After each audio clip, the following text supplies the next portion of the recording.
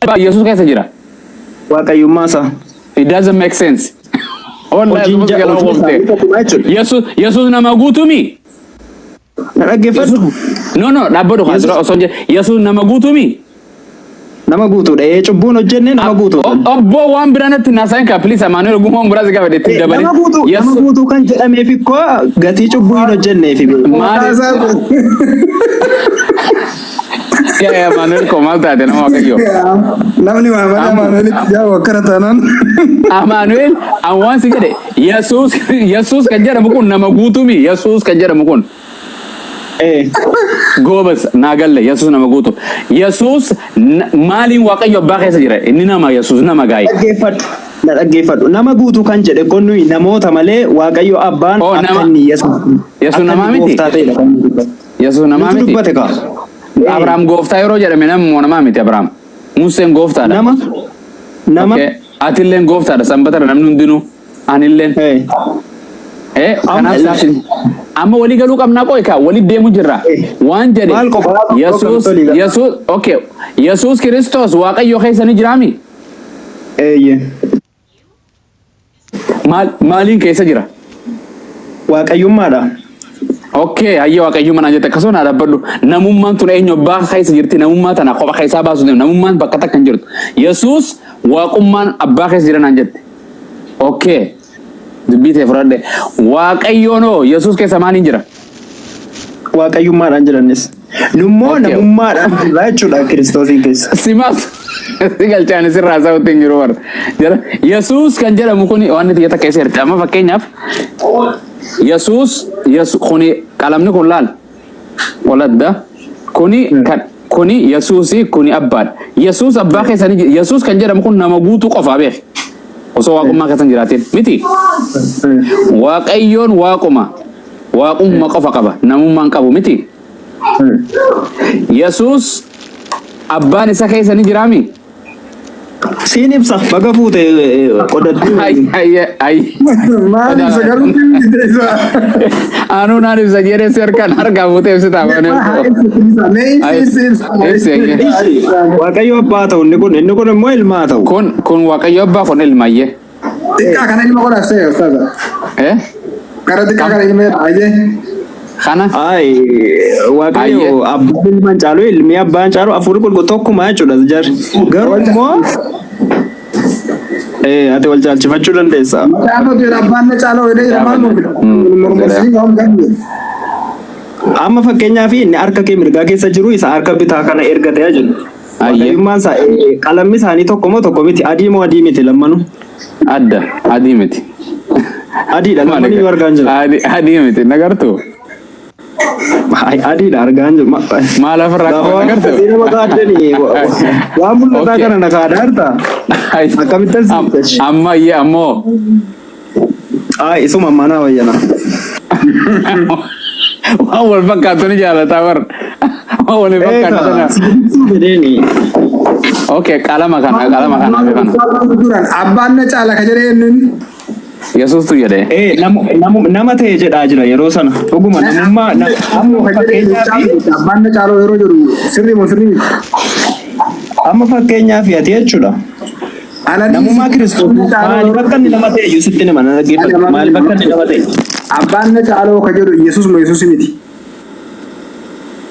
Amma fakkeenyaaf jedheera inni jedheera jechuu isaa si kaadhaan jiru. Namummaa isaa. Namummaa mataa naannoo akka inni abbo. Ati namaami ati mataan kee nama miti ati. Maarree akkamittuu nama ta'e waaqayyoodha. Meesi garaagarummaa siif Yesus qofa nutti himama. Yesus nyaatee dhugda akkasimi. Siif Yesus tokko miti.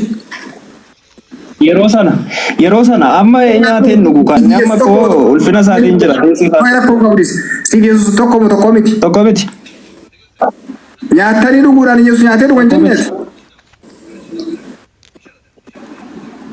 Yeroo sanatti yeroo lafarra ture dhala namaa tajaajilaa turetti nyaatee dhugaa. Amma eega ol bahee booda waaqa ta'ee dhiqa. Eega ol bahee waaqa ta'e inni. Abo waaqayyummaa guutuudhaan teessoo isaarra jira amma. Didee jira ustaaz bakka didee jira. Kanaafuu eega ol bahee waaqa biratti Istifaanos kan waaqayyo mirgaan taa'e waaqa nama arginu waaqa argin.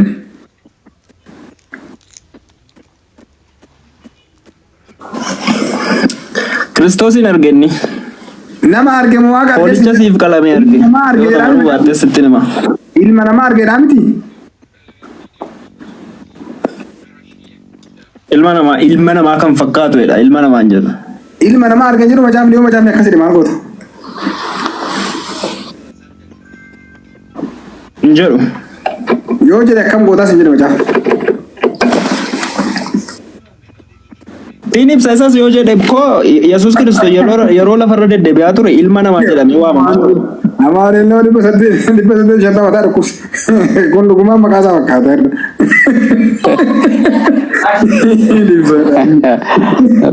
Yoo jedhe yoo ibsa Injeru jecha yoo jedhe yoo jedha injeru jedhe jennaan naan fudhadhaa jedha. Jechuun tiksicha saatii kanatti yoo yaadachuu baadhe yoo jedhees jechuudha deebii guutuun sii qaba.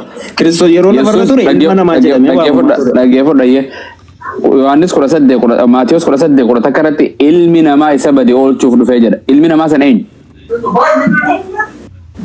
Siif ibsaan jira ilma namaa jedhamee waamamaa. Naa deebisi ilmi namaa sana wangeelaa jedhe kijiba moo dhugaa? Macaafa jedhe sirriidha. Dhugaa moo soba? Ilmi namaa sana eenyu? Ilmi namaa Kiristoos. Ilmi namaa sana Yesuus himi? Gobas Yesuus ilma namaati moo waaqa? Waaqayyoodha. Ilma namaa jedha ka wangeelli kuno ibsa moo wangeelli ilma namaati jedha ati jijjiiri bakka san. Jalqaba jecha kana kan jedhe eenyu ilma namaa kan jedhe. Nama jedheen beekan. Nama jedheen beekan wangeela keeti. Isa tofiisa. Ani beeku nama jedhe wallahi Maatiyos jedhe moo eenyu jedhe ofiif jedhe. Yesuus ni kijibe du'a Yesuus. Kijibu utuu hin taane gad of deebisuu isaa agarsiisa. Eenyu jedhe gad nama jechuun siluma nama jechuun gad deebi'aadha eenyu sin jedhe akkasii siika wangeela ranaa kanne kuno.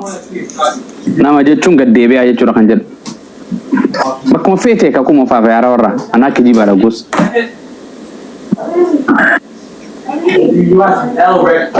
Mari sin sammuu keessanii yaatanii waan wangeelaatiin hin yaatan. Sammuu waldaatiin yaatan waan wangeelaatiin hin yaatan. Sammuu paastaraatiin yaatan sammuu waan wangeelaatiin hin yaatan. Okay, waan si yoo Yesuus arrasi dhufee ani ilma namaati sin jedhe ati waaqa ettaan moo nama ettaan?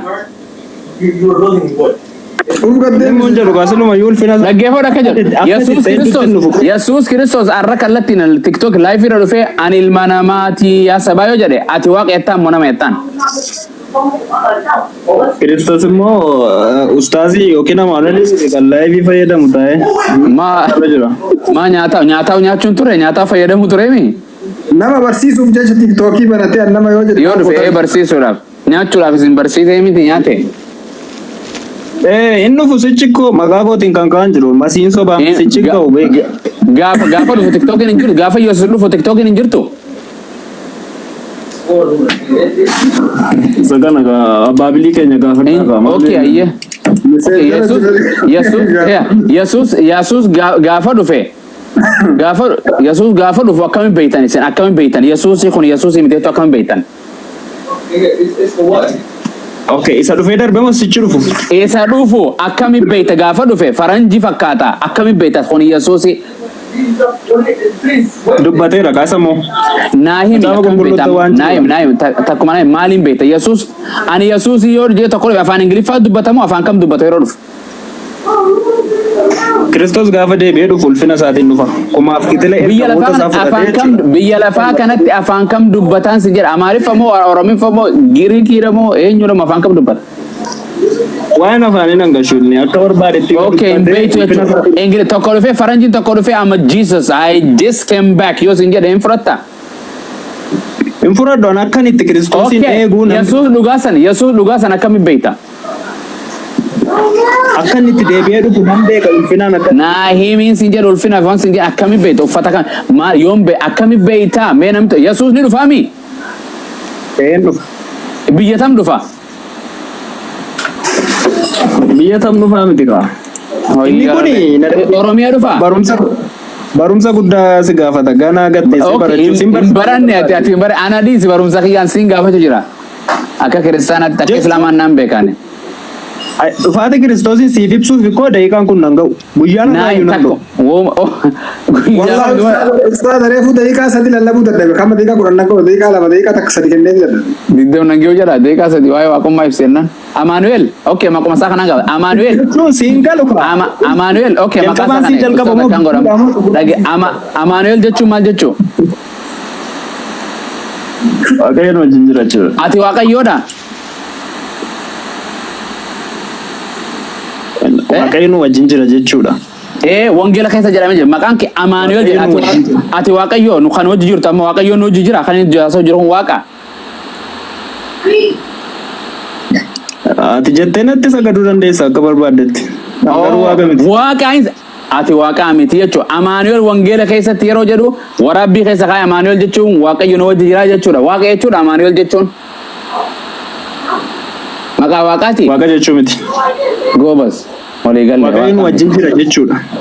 Malee waaqa miti jechuudha. Goobas. Maqaa ta'uu amalee jira. Yaadiin akka Amanuel irra waa hedduu amane waa hedduu amane. Yaadiin jira kan akka chakka. Isinillee waan baay'ee amanaa jirtu yoo madabsitanii.